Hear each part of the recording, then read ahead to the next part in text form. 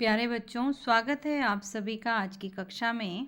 आज की कक्षा में हम अध्ययन करेंगे अधिगम आकलन प्रश्न पत्र के अंतर्गत जो पाठ्य योजना निर्माण है और प्रस्तुतिकरण है, उस कार्य का संपादन किस तरीके से किया जाएगा। आपको स्क्रीन पर दिखाई दे रहा होगा कि सर्वप्रथम पाठ्य योजना निर्माण के लिए आपको A4 साइज से थोड़े बड़े पृष्ठ जो कि इस तरीके से चौड़े स्वरूप में हो, उनका आपको पाठ्य योजना निर्माण के लिए प्रयोग करना है।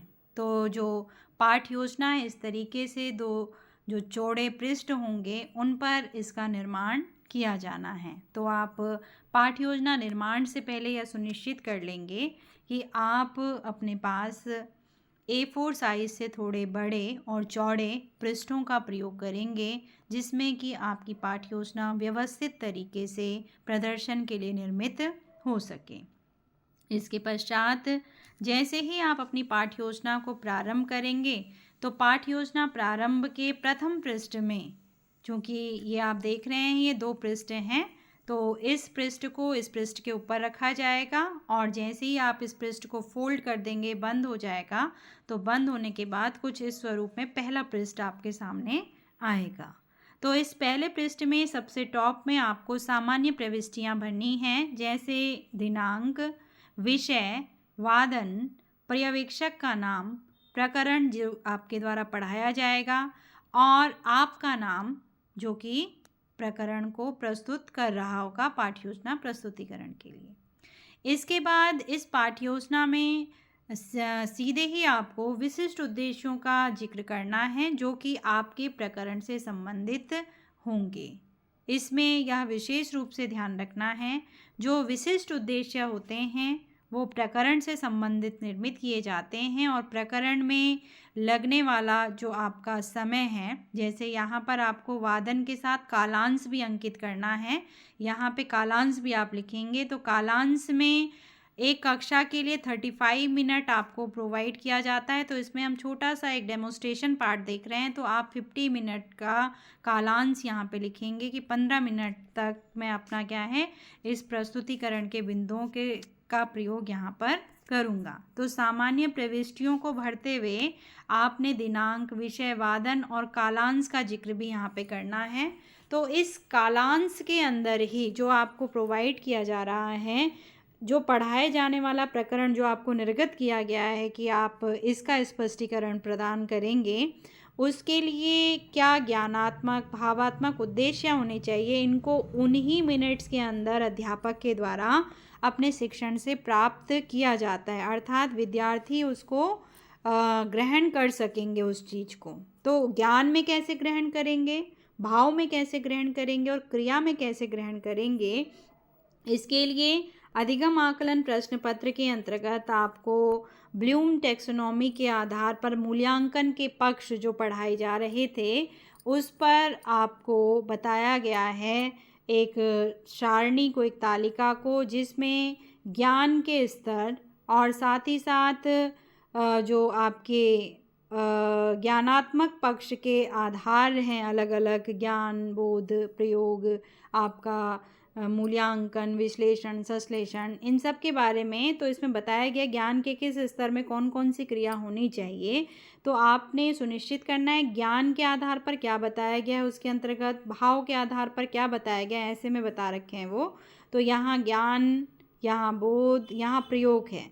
तो इसमें ज्ञान के स्तर में कौन सी चीज़ें आ रही हैं अलग अलग स्तरों पर, उसमें से आपके प्रकरण के अंदर कौन सी चीज़ मैच कर रही है, उससे आप अपने उद्देश्य का निर्माण करेंगे। जैसे मेरे द्वारा आपको प्रश्न भी दिया गया था कि आप अपनी स्वेच्छा से अपनी इच्छा के किसी विषय पर इस टेबल के आधार पर उद्देश्यों का निर्माण करके लेके आएंगे, तो उसी टेबल का प्रयोग आपने यहाँ पर अपने प्रकरण से संबंधित उद्देश्यों का निर्माण करने के लिए करना है। जैसे ही आप उद्देश्यों का निर्माण कर रहे होंगे, तो इसकी शुरुआत में आप लिखेंगे कि विद्यार्थी जो प्रकरण होगा XYZ के द्वारा और ज्ञान के जो पक्ष का आप विकास करने जा रहे हैं, जैसे जान सकेंगे, परिभाषा दे सकेंगे, इसको अभिव्यक्त कर सकेंगे अपने शब्दों में, तो कौन सी क्रिया विद्यार्थी करेगा उसको आप लिखेंगे। और इसका जो अंतिम सेंटेंस होता है वो सकेंगे होता है। अर्थात इसको हमें पढ़ाने के बाद विद्यार्थी क्या क्या कर सकता है उसको स्पष्ट करना होता है, जो इसी क्लास में, इसी 35 मिनट की क्लास में मैं विद्यार्थी को बताऊंगा और वो इसको ग्रहण कर चुका होगा। इसलिए यहाँ पे जो सेंटेंस यूज होता है वो सकेंगे होगा, कि विद्यार्थी इस प्रकरण के माध्यम से इसके बारे में अभिव्यक्ति कर सकेंगे, विद्यार्थी इसके प्रकारों को बता सकेंगे, विद्यार्थी इसकी परिभाषा दे सकेंगे। अर्थात पढ़ाने के बाद वो अपने शब्दों में परिभाषा भी बता सकेगा, उसके प्रकारों को भी बता सकेगा, उसके अर्थ को भी बता सकेगा, वो भेद यानी वर्गीकरण कर सकेगा, वो हो सकता है कि वो सारणीयन कर सकेगा, वो हो सकता है तुलना कर सकेंगे। तो यहाँ पे जो सेंटेंस ख़त्म होता है वो सकेंगे में होता है। तो हर उसमें चाहे ज्ञानात्मक हो, बोधात्मक हो या क्रियात्मक हो, आप शुरुआत विद्यार्थी के सेंटेंस से करेंगे, उसके बाद प्रकरण, और उसके द्वारा उस प्रकरण में वो क्या करेगा, समाप्त सकेंगे में करेंगे आप। तो दो दो उद्देश्य आप निर्मित करेंगे अपने प्रकरण से संबंधित। उसके बाद आप ये इसी पहले पेज में होना, ये ध्यान रखना है कि जो भी लिखेंगे वो पहले पेज में, दूसरे पेज की तरफ नहीं जाना चाहिए। इसकी व्यवस्थित रूपरेखा को आप इस तरीके से लिखेंगे कि सारा काम एक ही पृष्ठ में आ जाए। इसीलिए आपको कहा गया A4 साइज से थोड़ा सा बड़ा और चौड़े पृष्ठ का आपके द्वारा प्रयोग किया जाए, जिससे कि सारा मटेरियल एक ही पृष्ठ में आ जाए उद्देश्य कथन तक का। आपके द्वारा पढ़ाते हुए कौन कौन सी सहायक सामग्री का प्रयोग किया जाना अनिवार्य है। आपका चॉक या जो आप बोर्ड मार्कर कहते हैं उसका प्रयोग, आपका डस्टर्ड, आपके द्वारा जो सहायक सामग्री के रूप में प्रयोग किया जाएगा या तो चार्ट या तो मॉडल, दोनों में से जिसका प्रयोग कर रहे होंगे उसको लिखा जाएगा। और समझाने के लिए संकेतिका, जिसे पॉइंटर कहा जाता है, ये चीज़ें आपके पास होनी चाहिए। कुल मिला के 4 चीज़ें, चॉक, आपका डस्टर्ड, आपका चार्ट या मॉडल में से कोई एक, और आपका पॉइंटर, ये आपके पास होना चाहिए। तो इसका ही प्रयोग जब आप कक्षा में आगे खड़े होंगे इनका प्रयोग किया जाएगा। और ये लेसन प्लान पढ़ाते हुए पर्यवेक्षक के निरीक्षण के लिए कक्षा के अंत में आप रख देंगे, ताकि पर्यवेक्षक आपको आपके लेसन प्लान के अकॉर्डिंग निरीक्षित कर सके। फिर उसके बाद आप पूर्व ज्ञान के बारे में बताएंगे कि जो विद्यार्थी हैं या जो छात्र हैं, ये इन्वर्टेड कॉमाज में अंडरलाइन किया गया है, यहाँ पे टॉपिक का नाम लिखेंगे, नामक प्रकरण के संबंध में सामान्य जानकारी रखते हैं। ऐसा क्यों लिखा हमने, क्योंकि यहाँ जब हम इंट्रोडक्टिव क्वेश्चन की शुरुआत करेंगे तो इसका संबंध ही पूर्व ज्ञान से होता है, और उस पूर्व ज्ञान से हम वर्तमान ज्ञान यानी टॉपिक की तरफ बच्चे को लेके आते हैं, ताकि वो टॉपिक को प्रदर्शित कर सके। तो यहाँ पर इन सब को आपको बताने का कार्य करना है कि मैं जो प्रकरण पढ़ाने जा रहा हूँ विद्यार्थी को उसकी सामान्य सी जानकारी है, अब विशिष्ट जानकारी अध्यापक के द्वारा प्रदान की जानी है। फिर आप प्रस्तावना प्रश्नों का निर्माण करेंगे। इस तरीके से आपके जो रो एंड कॉलम है उसको निर्मित किया जाएगा। आपको 4 प्रश्न पूछने हैं अपने प्रकरण से संबंधित, और प्रश्न पूछे जाएंगे जिगजैग फॉर्म में, यानी जो पहला क्वेश्चन होगा उसका जो आंसर आएगा उसे आप पूर्ण उत्तर के रूप में लिखेंगे। मान लीजिए मैंने पूछा हमारे देश का क्या नाम है, तो यहाँ उत्तर केवल ये नहीं लिख देना कि हमारे देश का नाम भारत है, भारत लिख दो, काम खत्म। यहाँ पूरा उत्तर लिखना है, हमारे देश का नाम भारत है। इसीलिए यहाँ कमेंट डाला गया है कि उत्तर को क्या है, पूर्ण लिखें। और आपने जब विद्यार्थियों से प्रश्न पूछेंगे और विद्यार्थी ने केवल भारत कहा तो उसको कहना है कि पूर्ण उत्तर कहिए, यानी जवाब भी कैसे लेना है, पूर्ण लेना है। ऐसा क्यों किया जाता है, ज्ञान के स्थायीकरण के लिए, ताकि जो कक्षा के अन्य बच्चे जो बैठे हुए हैं जिनके पास आपका प्रश्न उचित तरीके से नहीं पहुंच पाया या जिसका ध्यान नहीं लग रहा है, उसके कान तक पूर्ण जो ज्ञान है वो पहुंच रहा है, तो उसकी जानकारी कि हमारे देश का नाम भारत है वो जाने कि हाँ मुझे पता है कि हमारे देश का नाम भारत है। अब जैसे ही यहाँ हमारे देश का नाम भारत है लिख दिया, तो अब दूसरे क्वेश्चन की शुरुआत जो होगी इसी उत्तर से होगी, भारत के प्रारंभ से या भारत शब्द से ही यहाँ दूसरे प्रश्न की शुरुआत होगी, और उससे आपका जो उत्तर यहाँ आएगा उस उत्तर से अब तीसरे प्रश्न की शुरुआत होगी। और जैसे ही आप तीसरा प्रश्न पूछेंगे आपका टॉपिक निकल जाना चाहिए आपके तीसरे प्रश्न में, जिसको कि आप पढ़ाने वाले हैं। अब उस प्रश्न का जो उत्तर यानी आपका जो टॉपिक निकला, उस टॉपिक का एक प्रश्न आपको थोड़ा उच्च स्तर यानी कि डिफ़िकल्ट बना देना है, जिससे कि विद्यार्थी जितना सामान्य था वो आपने पूछ लिया, अब जो विशिष्ट है उसकी शुरुआत आपको करनी है कि मैं आपको क्या स्पेशल नॉलेज देने आ रखा हूँ। क्योंकि टीचर अगर कक्षा में आता है तो उसके पास कक्षा के विद्यार्थियों के नॉलेज से कुछ ज़्यादा ही होगा, इसीलिए वो कक्षा में उपस्थित हो रखा है। इसीलिए इसे समस्यात्मक प्रश्न बनाते हैं। आपकी नीड क्यों कक्षा में है, तो इस प्रश्न में किसी को प्रश्न आ रहा होगा लेकिन उसका स्तर भी क्या होगा, सामान्य होगा। तो संभावित है कि कुछ उसका सामान्य उत्तर आपको मिल जाए किसी विद्यार्थी से, जो कि क्लास का ऐसा होनहार विद्यार्थी हो सकता है जिसने पूर्व में ही पाठ का अध्ययन कर लिया है, सामान्य जानकारी प्राप्त कर ली है, उसकी सामान्य जानकारी उसको है, वो उसको उत्तर के रूप में आपको बता रहा होगा। और ये डिफ़िकल्ट हो जाएगा तो इसको समस्यात्मक या संभावित उत्तर यहाँ पर लिख दिया जाता है। और जैसे ही आपने ये क्वेश्चन पुटअप किया और इसका राइट सही आंसर आपको प्राप्त नहीं हो पा रहा है, अब आपका स्टेटमेंट शुरू हो जाता है। तो आप क्या करते हैं, क्लास प्रारंभ करने से पहले सबसे पहले आप श्यामपट्ट में सामान्य प्रविष्टियाँ भरेंगे, जैसे दिनांक, विषय, प्रकरण, वादन, कालांश, इतना ही भरा जाएगा। जैसे दिनांक, विषय, वादन, प्रकरण और कालांश। यहाँ जो कक्षा अगर आपकी 6, 7, 8 हो तो यहाँ कक्षा भी लिखा जाता है, लेकिन अभी उसको लिखने की आवश्यकता नहीं है, तो इतना ही श्यामपट्ट पे आपको लिखना है। उसके बाद प्रकरण को छोड़ देते हैं यहाँ पे, इसको तब लिखा जाएगा जब आप ये प्रश्न पूछ लेंगे। माइक्रो टीचिंग के दौरान आपको ये चीज़ें स्पष्ट की गई होगी आपके प्रस्तावना कौशल के प्रदर्शन के दिन, कि आप प्रस्तावना बोलिए, अब उद्देश्य कथन बोलो और प्रकरण को श्यामपट्ट पे लिखो।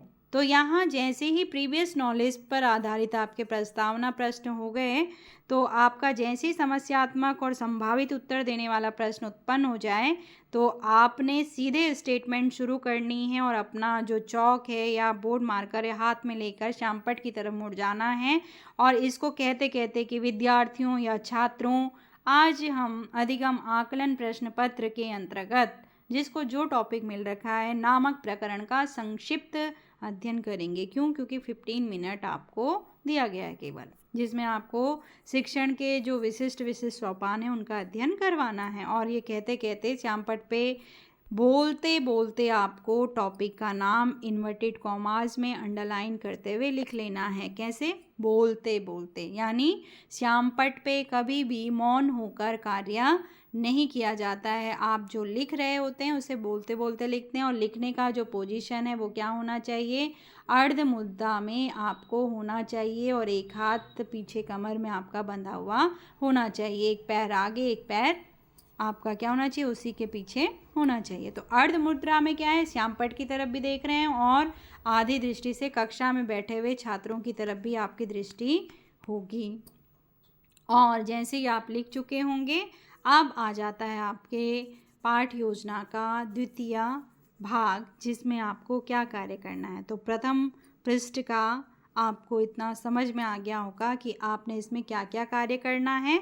और जब कक्षा में आप खड़े होंगे तो आपका कार्य है सबसे पहले इसको भरना, उसके बाद इनको पूछना, और जैसे ही आपने पहला प्रश्न पूछा उसका पूर्ण उत्तर लेंगे, फिर दूसरे प्रश्न की शुरुआत इसके उत्तर से होगी, और जैसे ही आप इसकी शुरुआत कर चुके होंगे वैसे ही आपको क्या करना है, तीसरा प्रश्न पूछना है। तीसरे प्रश्न से आपका प्रकरण निकल जाना चाहिए, और जैसे प्रकरण का उत्तर आपका आ चुका है, आपको चौथा प्रश्न समस्यात्मक बनाते हुए उनको पूछना है, और यहाँ लिख देना है समस्यात्मक और संभावित। जैसे ही आप इसको लिख चुके होंगे तो आपने अब अपना स्टेटमेंट प्रोवाइड करना है, और स्टेटमेंट बोलते बोलते आपके द्वारा श्यामपट्ट पर अपना टॉपिक लिखा जाएगा इन्वर्टेड कॉमास के साथ अंडरलाइन करते हुए, और यहाँ आपका कार्य शुरू हो जाएगा पढ़ाने का। अब आप उनको अपना स्टेटमेंट प्रोवाइड करेंगे, स्पष्टीकरण देंगे, अपना व्याख्यान प्रदान करने का कार्य करेंगे। तो आइए अब देखते हैं कि हम व्याख्यान किस तरीके से प्रारंभ करते हैं और कैसे उसको लिखा जाएगा पाठ्य योजना निर्माण करते हुए। ये जो मैंने प्रथम में आपको बताया कि चौड़ा पेज होना चाहिए, तो ये 2 पेज हैं, एक पेज इधर है और एक पेज इधर है। ये पूरा एक ही पेज है लेकिन बड़ा है, इसीलिए इसके 2 खंड आपको दिखाई दे रहे होंगे जब हम इसे फोल्ड करेंगे। जैसे आपकी फाइल को आप फोल्ड करते हो तो उसके 2 पार्ट होते हैं, ठीक वैसे ये जॉइंट हैं, अलग नहीं हैं, ये आपको ध्यान में रखना है। तो यहाँ पर जो आपका पृष्ठ है ये वो पृष्ठ है जो पहले दिखाया गया, ये उसके अंदर रखा हुआ पृष्ठ है जो आपस में एक दूसरे को सपोर्ट कर रहे हैं। तो आपने इसको खोला तो अब आपको जो इधर का पृष्ठ होगा यानी कि जो आपके लेफ़्ट साइड का पृष्ठ है उसमें 3 कॉलम आपको खींचने हैं और जो राइट साइड है उसके साइड भी 3 कॉलम खींचने हैं। लेकिन कॉलम में आप देख रहे होंगे कि हमने इस थर्ड कॉलम को जो लेफ़्ट साइड का है उसको ज़्यादा अधिक स्थान दे रखा है। क्यों? क्योंकि यहाँ पर टीचर की एक्टिविटी को डन होना है, उसको जो 15 मिनट तक अपना लेक्चर डिलीवर करना है उस 15 मिनट में वो मान लीजिए 10 मिनट अपना लेक्चर डिलीवर कर रहा है या 5 मिनट अपना लेक्चर डिलीवर कर रहा है, तो 5 मिनट का वो संपूर्ण कहने वाला स्टेटमेंट जो किताबी भाषा में नहीं होगा, जो कि टीचर ने अपने ऑन वर्ड में यहाँ लिखा होगा और जब मूल्यांकन करता उसे मूल्यांकित कर रहा होगा तो वो यही चेक कर रहा होगा कि जो अध्यापक ने स्टेटमेंट दे रखा है यहाँ पर वो वही बोल रहा है या कुछ और बोल रहा है। तो यहाँ किताबी भाषा बिल्कुल नहीं होनी चाहिए, इसीलिए इसको अध्यापक कथन कहा जाता है।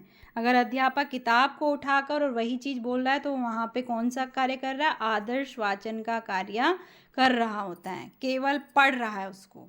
लेकिन यहाँ लिखा है छात्र अध्यापक स्पष्टीकरण, उस किताब में उस पैराग्राफ में क्या बताया जा रहा है उसके लिए अध्यापक अपने शब्दों का प्रयोग करता है, अपने दृष्टांतों का प्रयोग करता है, अपने अनुभवों का प्रयोग करता है और अपनी विधि और प्रविधियों का प्रयोग करता है ताकि विद्यार्थी उसको आसानी से समझ सके। तो आपने यहाँ पर अपनी भाषा में जिसको कि आप प्रयोग कर रहे होंगे और टीचर जो पर्यवेक्षक है वो जांच कर रहा होगा कि अवधारणा जो लिखी हुई है वही बताई जा रही है या उसके अलावा उसमें शब्द बदल गए हैं, परिभाषा जो लिखी गई है जिनकी डेफिनेशन दी गई है वो वैसी ही और उन्हीं की बताई जा रही है, कुछ और बता दी गई है।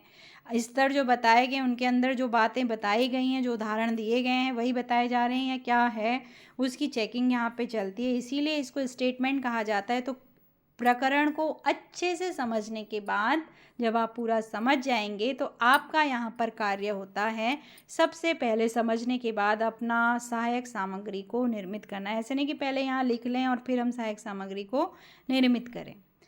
जब भी आप कक्षा शिक्षण का कार्य कर रहे होंगे, जैसे कि अब आपने अपने अगले सत्र में 4 महीने तक शिक्षण का कार्य करना है, तो आप कैसे अच्छे से विद्यार्थी को किसी प्रकरण को समझा पाने में समर्थ हो पाएंगे, इसके लिए आवश्यक है कि किताब को आपको अनिवार्य रूप से 4 से 5 बार स्टडी करनी है जिसको आप पढ़ाने जा रहे हैं, जिस पैराग्राफ को 1 है या 2 है, जितना पैराग्राफ आप पढ़ाने जा रहे हैं। फिर उसको पैराग्राफ को पढ़ते पढ़ते उसकी प्रत्येक लाइन क्या समझाना चाह रही है, किस चीज़ के बारे में बताना चाह रही है, उसको आपने अपने आप क्लियर करने को, अपने को स्वयं को क्या अभिव्यक्ति होगी मेरी इस प्रकरण के बारे में, क्या बताना चाहूँगा मैं विद्यार्थी को, क्या इम्पोर्टेंट जो बताया जाना चाहिए, विचार करते हुए जब आपने उसे ग्रहण कर लिया है तो उस ग्रहण करने के अनुसार आपके मस्तिष्क में क्या चित्रण आ रहा है, उसी चित्रण को, उस कंटेंट को पहली लाइन से और अंतिम लाइन तक जो आप समझ पाएँ सिस्टमेटिक तरीके से, जो पहली लाइन में महत्वपूर्ण था वो चीज़ चित्रित रूप में आ जानी चाहिए, जो दूसरी लाइन में महत्वपूर्ण था वो चित्रित रूप में आ जानी चाहिए, जो तीसरी लाइन में था, ऐसे करके पैराग्राफ में अगर 20 लाइनें हैं तो 20 लाइनों की ऐसी कौन सी इम्पोर्टेंट बात है जो आपको लगता है कि विद्यार्थी को पता होनी चाहिए और इसको बताने का माध्यम मेरा चार्ट होगा, वो महत्वपूर्ण चित्रण। क्या कहा मैंने यहाँ पे?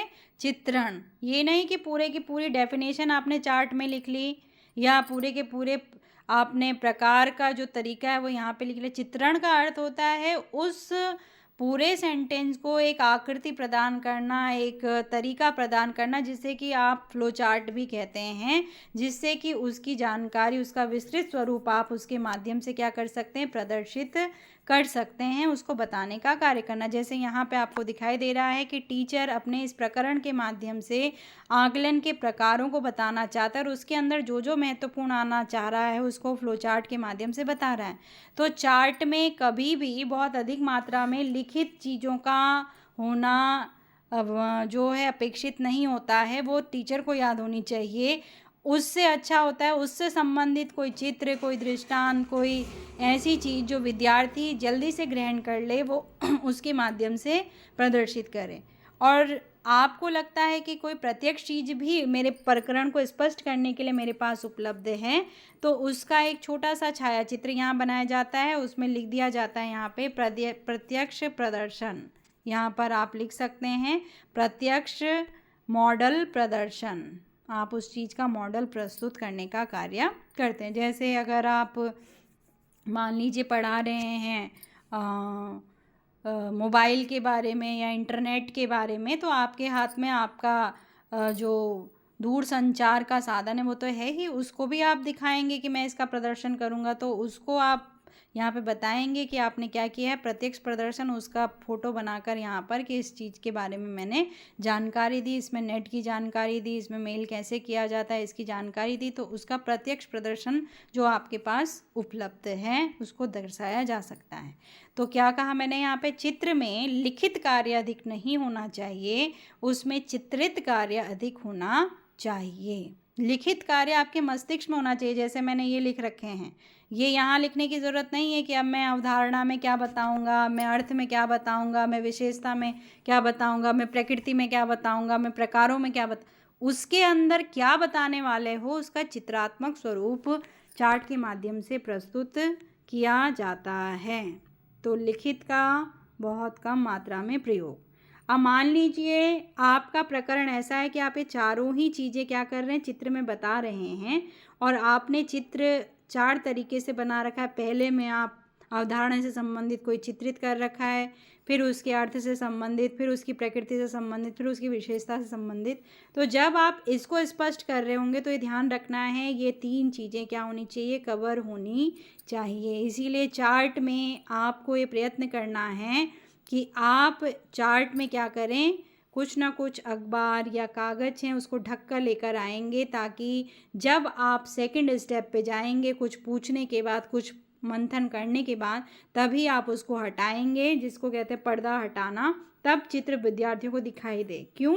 क्योंकि उनकी क्यूरियोसिटी बढ़ाए रखनी है, जिज्ञासा बढ़ाए रखनी है कि टीचर आगे क्या बताने जा रहे हैं, ऐसा क्या बना रखा है प्रकरण से संबंधित। जब इसको भी बता चुके होंगे तभी इसका पर्दा उठेगा, जब इसको बता चुकेंगे तब पूरा चार्ट विद्यार्थियों को प्रदर्शित करने का कार्य करना है। उसके साथ साथ जब आप अपना प्रदर्शन कर रहे होंगे, कक्षा में पढ़ा रहे होंगे, तो यह भी सुनिश्चित करना है कि चार्ट को टांगने की व्यवस्था की जाए। इसके लिए इसमें स्टिक लगी हुई होनी चाहिए ऊपर और नीचे, और उसको टांगने के लिए एक डोर लगी हुई होनी चाहिए। ऐसा नहीं कि आप डबल साइड टेप का प्रयोग कर रहे हैं और 2 मिनट आप उसी को खोलकर चिपकाने में, टेप को चिपकाने में लगा रहे हैं, या आपने कुछ दोनों ही नहीं प्रयोग किए और आप हाथ में पकड़कर बच्चों को कह रहे हैं कि बच्चों मेरा चार्ट पकड़ो, मैं संकेतिका से समझाना शुरू करूं। रॉन्ग।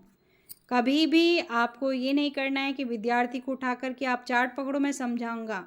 अगर आप उसको चार्ट पकड़ा देंगे तो विद्यार्थी कैसे आपके प्रकरण को समझेगा। इसीलिए अध्यापक को स्वयं से घर से व्यवस्था करके लेके आनी है।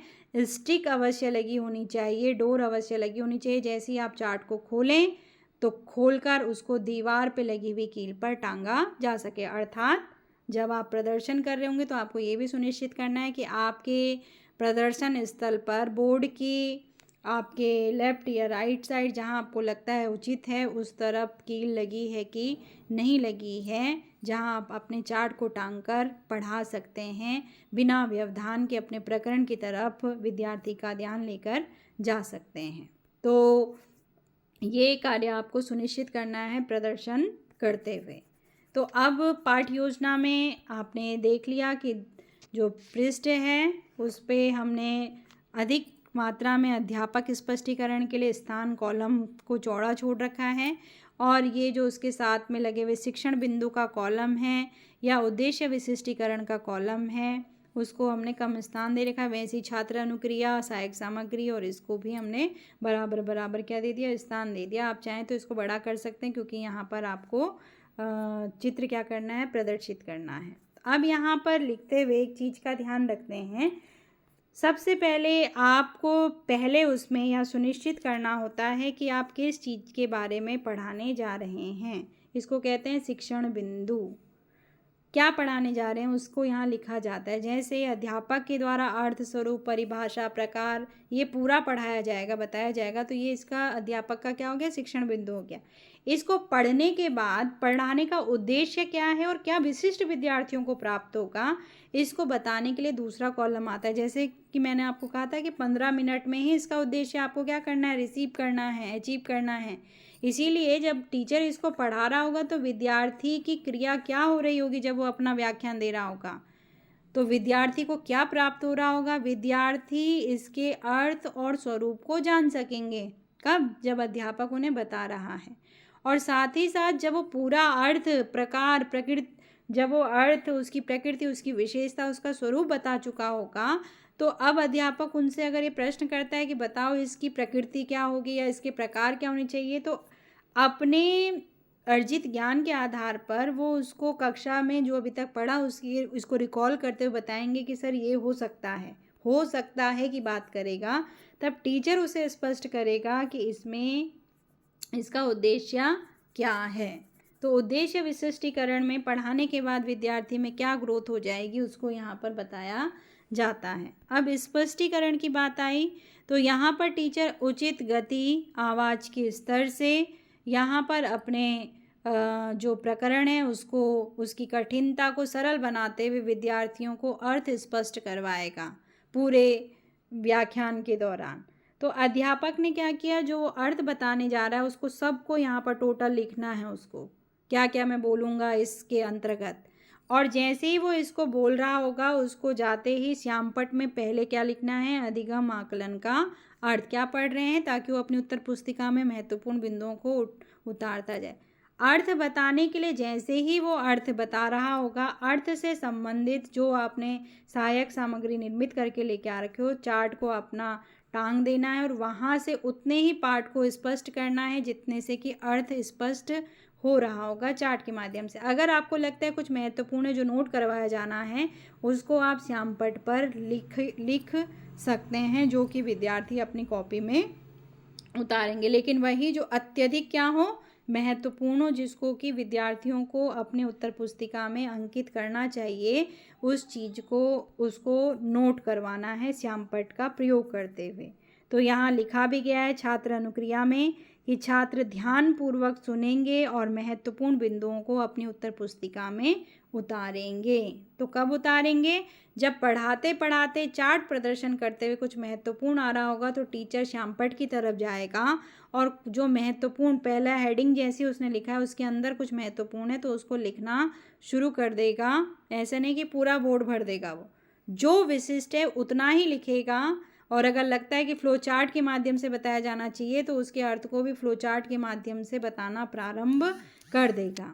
फिर ऐसे ही वो अवधारणा की तरफ जाएगा, इसका कॉन्सेप्ट कहाँ से आया, कैसे आया, इसका इतिहास कैसा रहा, वो सारी चीज़ें हैं। तो चार्ट में अगर फ्लो चार्ट बना रखा है तो फिर उसको बताएगा चार्ट के माध्यम से, और उसमें भी कुछ अंदर विशिष्ट बताना है तो श्यामपट्ट का प्रयोग करेगा। इस तरीके से स्वयं के समझे हुए पूर्ण प्रकरण को अध्यापक क्या करता है, लिखता है और अपने प्रदर्शन में स्टेप बाय स्टेप प्रयोग करता जाता है। तो इसका अर्थ है जब स्पष्टीकरण कर रहे होंगे आप तो आपकी कितनी सारी क्रियाएं एक साथ चलेंगी।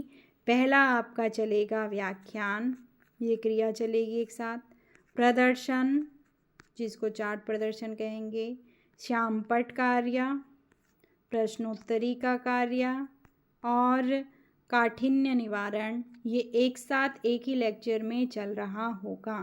पाठ योजना ये बताती है कि किस स्टेप को कैसे पूरा किया जाना चाहिए, उसके स्वरूप को व्याख्यात करने का कार्य करती है।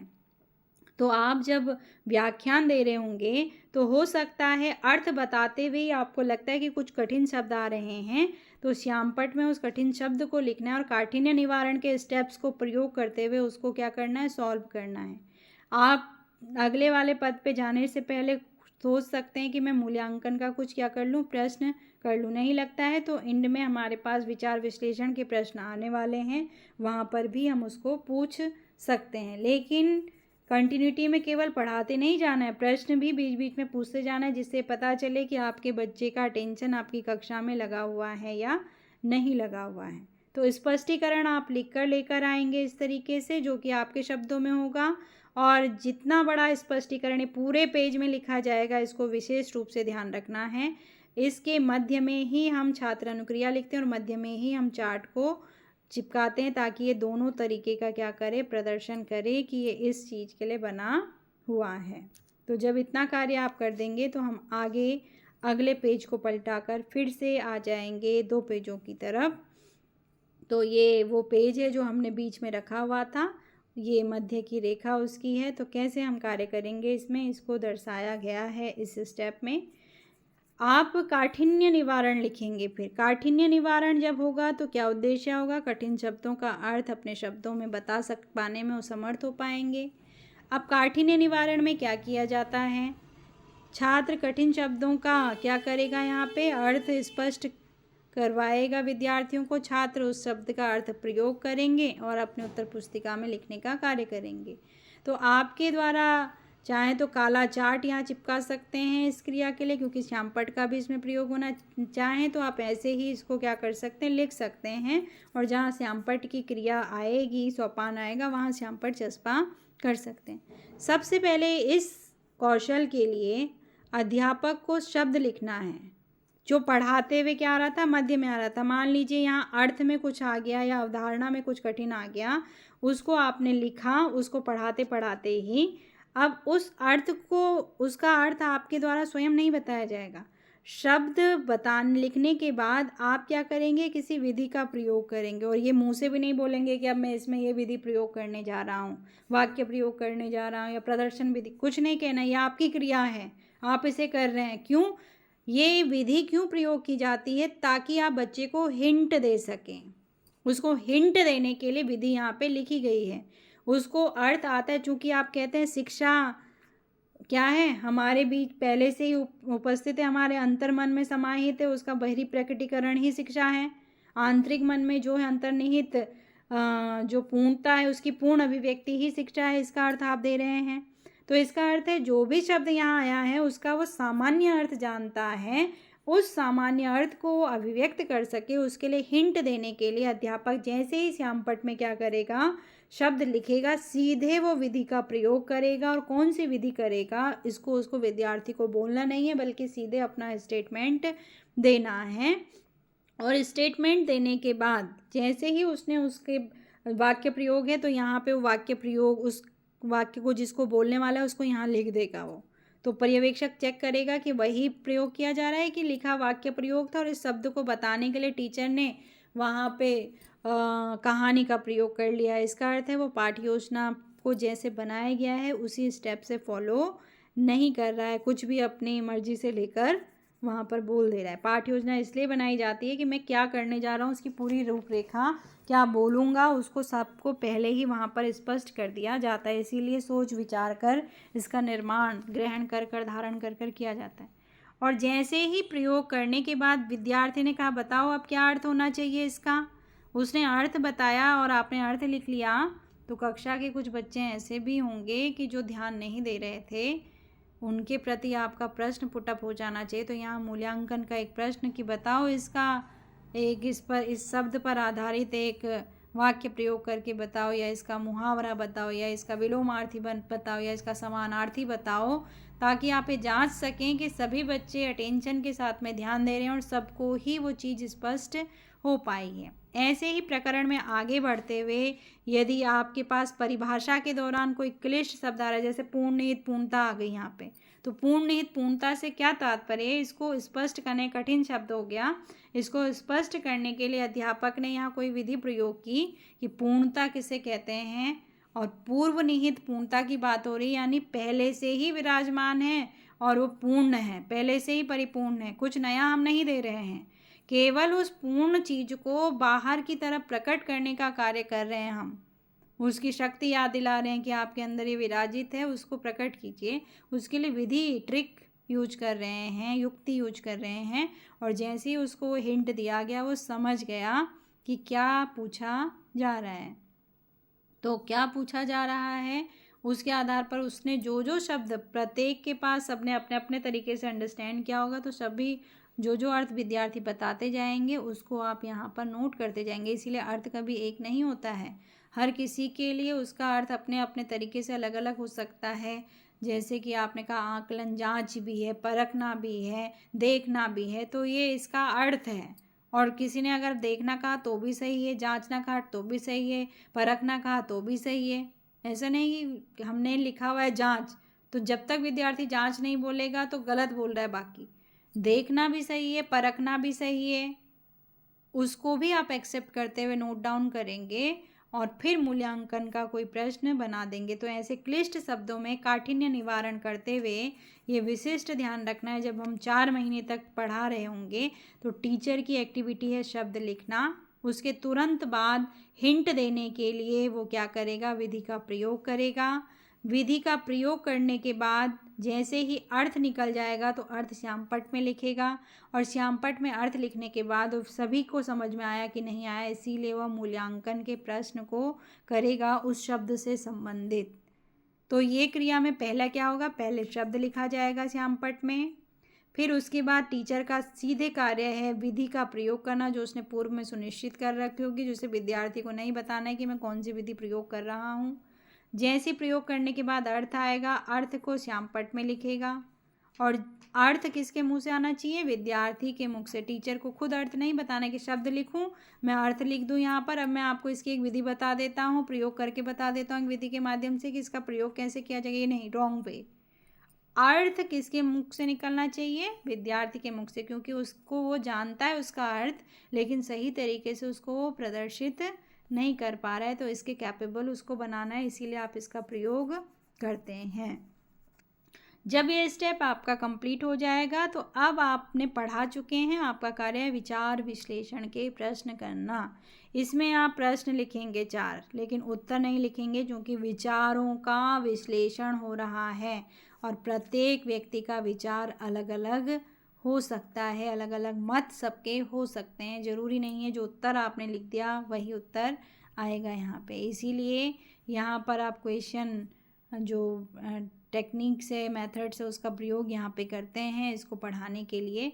तो आपने प्रश्न लिखने हैं जिसमें विचार मंथन हो, कुछ आए उसमें कि हमने कहा ऐसा, अगर आकलन में ऐसी प्रविधि जोड़ी जाए तो उसका क्या परिणाम निकल के आएगा। तो विचार मंथन करके विद्यार्थी जरूर कोई दूसरा जवाब देगा, कोई अलग लगेगा, जिसको जो उसकी अभिव्यक्ति हुई, जो उसको महसूस हुआ, उसका उत्तर उसने दिया है। तो मंथन करने के लिए विचारों का विश्लेषणात्मक प्रश्न यहाँ पे किए जाते हैं। तो 4 प्रश्नों को आप यहाँ पे पुटअप करेंगे और वो आपको धारण भी करने हैं, जिनको आप याद करवाएंगे। इसके बाद आपके पास आता है अंतिम, अब जो बीच का पृष्ठ था उसको पलट दिया तो ऐसे आपके पास प्रदर्शित होगा।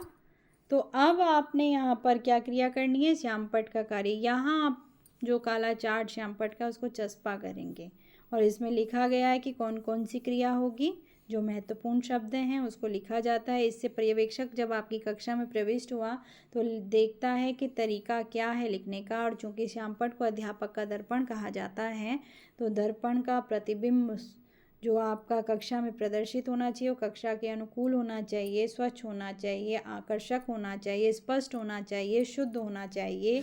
इसका विशेष रूप से लिखते हुए आपको क्या रखना चाहिए, ध्यान रखना है श्यामपट्ट कार्य करते हुए। इसके लिए श्यामपट्ट कौशल के घटकों का प्रयोग आपके द्वारा किया जाएगा। और अंत में आता है गृह कार्य। गृह कार्य के लिए आपको दीर्घ उत्तरीय, लघु उत्तरीय, अति लघु उत्तरीय देंगे। इसमें विद्यार्थी जो कक्षा शिक्षण कराया गया उसका प्रत्यास्मरण करके अपने होमवर्क को डन करेंगे, उत्तर पुस्तिका और पुस्तिका के माध्यम से अपने कार्य को पूर्ण करेंगे और घर से कार्य लेकर आएंगे। इससे लेखन विधि का विद्यार्थियों में क्या होगा, विकास होगा। और जैसे पृष्ठ को पलटाएंगे तो अंतिम तरीके से जो बंद पृष्ठ आपको मिलेगा उसमें अब टीचर आपको टिप्पणी देगा जो आप पढ़ा रहे हैं उसके संदर्भ में। तो कुल मिलाकर आपको इस शिक्षण के माध्यम से, इस प्रस्तुतिकरण के माध्यम से जो व्यवस्था सीखनी है वो व्यवस्था क्या है? सबसे पहले हम स्पष्टीकरण को किताबी भाषा के रूप में ना लिखें, बल्कि उसको आपको आत्मविश्लेषण के माध्यम से जो आपने ग्रहण किया है उस शब्दावली में लिखा जाना चाहिए।